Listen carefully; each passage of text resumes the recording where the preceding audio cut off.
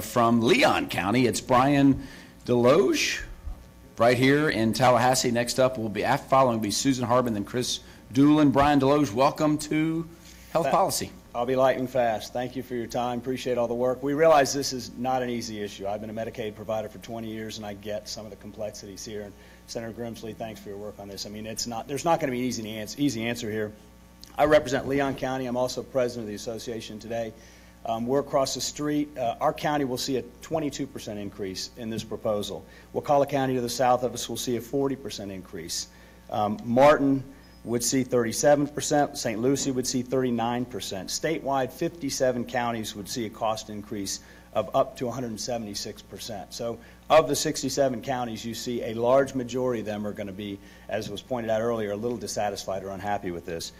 3 counties see a growth rate of more than 100%. And as pointed out, some of these counties are already at their 10 mil cap, so there's not a lot of room for them to go.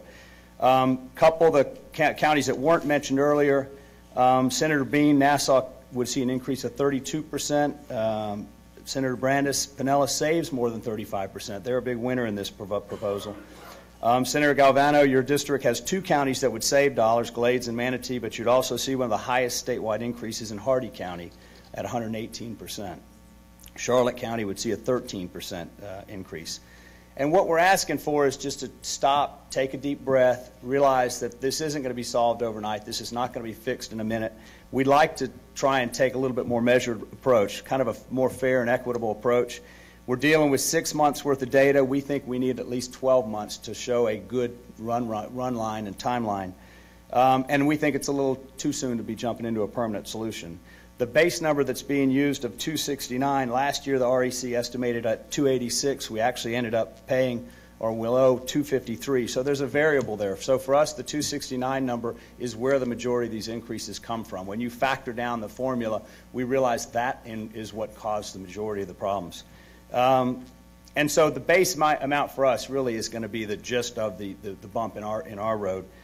We'd like you to help us with managing the growth. The data shows that approximately 75% of the growth in the state Medicaid is due to the counties.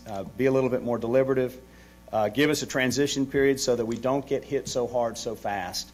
And we realize that this is small in comparison to the federal health care mandate and some of the other things you're dealing with across the board. But for us, it's very real. And as you roll it out to the counties, you will hear the howls. And we're, as you can imagine, one by one, slowly starting to reconcile where this is money going to come from. So we appreciate the partnership, and hopefully that's it. Thank you. Well done.